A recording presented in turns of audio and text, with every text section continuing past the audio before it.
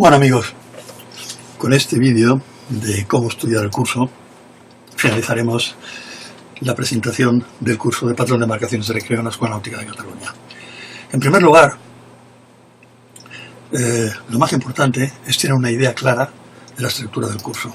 Uno tiene que saber perfectamente qué es lo que va a estudiar y qué constituyen las partes más importantes. Navegación va a constituir aproximadamente el 50% de la totalidad del curso. Las asignaturas de reglamento y balizamiento representan entre un 20 y un 25%, es decir, que esas tres asignaturas que recordar son precisamente las que tienen limitado específicamente el número de fallos. Con tres asignaturas de los 11 ítems que hay, tenéis ya el 75% de los contenidos. Tomad buena nota de eso. El resto de asignaturas constituirán ese 25% aproximado que falta. Es un buen principio, es un buen comienzo tenerlo en cuenta a la hora de planificar la actividad de estudio. En segundo lugar, lo que tenemos que tener en cuenta es de qué tiempo vamos a disponer. Es decir, hay que ser realistas y ver en función del trabajo, obligaciones laborales, el tipo de vida de cada uno, cuántas horas a la semana vamos a poder dedicar y respetarlas. Esas horas a la semana tienen que estar basadas aproximadamente en la idea de que hay una proporción de 1 a 3 entre el estudio de los contenidos y el tema de ir a fondo con ellos, hacer los tests, repasarlos, hacer los exámenes reales. Es decir, que si estáis 1 hora para estudiar un tema, contar 3 para tenerlo más o menos dominado. Tratar de seguir un orden lógico, empezar por el principio, la asignatura, en este caso la asignatura de nomenclatura náutica, porque os va a servir para el estudio del resto, precisamente por esas denominaciones y nombres específicos que hay en el mundo náutico. Es muy importante que recordéis que disponéis de unos medios complementarios importantes, imágenes interactivas, vídeos cortos, ejercicios resueltos en el caso de navegación y sobre todo también el tratar de auto averiguar vuestro conocimiento o vuestro estado de la situación realizando test temáticos después de cada una de las asignaturas, ¿no? Por otra parte, en la asignatura de navegación tenéis que tener en cuenta que tanto por sus características como por la extensión del temario y de haber 4 preguntas en esas asignaturas, 4 preguntas que tenéis que resolver de forma práctica en la carta del estrecho, por todas esas razones esa asignatura, como hemos dicho antes, el 50%, se constituye un elemento troncal del curso. Es muy importante dedicar tiempo no solamente a la comprensión de los apartados teóricos, que lo son, pero sobre todo es muy importante dedicar tiempo a la resolución de los ejercicios prácticos que hay que realizar en la carta náutica. Es importante porque no basta con entenderlos y saberlos hacer. Hay que practicar haciéndolos porque tenemos que hacerlo en el tiempo que nos dan y con la precisión que nos piden, ¿no? Es fundamental también que tengáis en cuenta la ayuda que representan los ejercicios resueltos paso a paso, tanto analítica como gráficamente. Es decir, al principio os puede servir para orientaros en cada uno de los temas que vayáis tratando dentro de los exámenes de navegación y luego os puede servir para verificar dónde habéis fallado, suponiendo que el resultado que obtengáis no sea el resultado correcto. Si observáis que falláis siempre en el mismo tipo de ejercicios, en el mismo tipo de paso, pues ya podéis sacar vuestras propias conclusiones de dónde tenéis que apretar más. Es fundamental también considerar que los medios de los que disponéis por estar en el aula virtual constituyen tranquilamente el 50% de los requisitos necesarios para sacar adelante el curso. Evidentemente el otro 50% es vuestro tiempo de dedicación. Eso no lo puede sustituir nada, pero si aprovecháis los recursos tenéis un 50% ganado. Lo recomendamos vivamente, ¿no?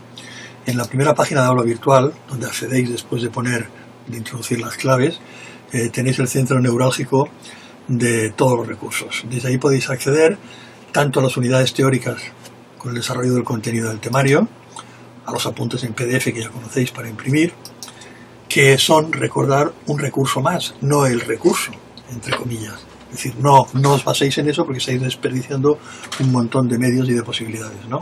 Tenéis también desde esa página ordenadas cronológicamente las preguntas reales de examen de cada uno de los temas, ¿no?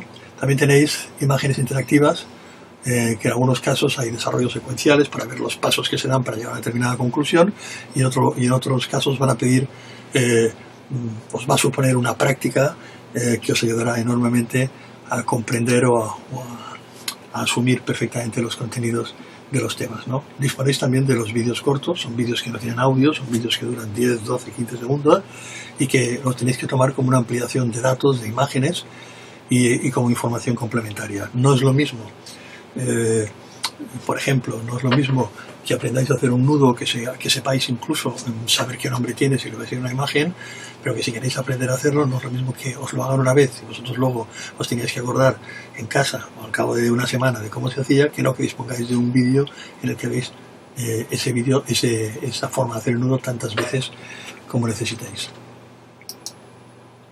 Por otra parte, como también os he dicho, disponéis de exámenes reales completos. Tenéis los últimos 7 años. De esos últimos 7 años, los dos últimos, 2015 y 2016, corresponden ya al formato de los nuevos exámenes. Pero en los 5 años anteriores hay muchas asignaturas que son prácticamente las mismas, constituyen un banco de datos impagable. Es decir, el que pueda manejarse con soltura en esos exámenes, con todos esos años, creedme que no tendrá ningún problema el día del examen, ¿no? Y vuelvo a insistir en la bondad, en lo que significa la posibilidad de disponer en los ejercicios de carta no solamente de los resultados, sino de el análisis de cada ejercicio. Hay unas consideraciones previas, luego hay unos pasos, hay una explicación de cómo se resuelve y luego también tiene el tratamiento gráfico, es decir, tendréis imágenes de la carta náutica. Absolutamente todo lo que necesitáis para no tener ningún problema en la comprensión de los distintos tipos de ejercicios. Además, siempre, en cualquier momento, disponéis, lo tenéis en todas las páginas de aula virtual, disponéis de un acceso, no tenéis más que clicar, a una consulta por email con el tutor.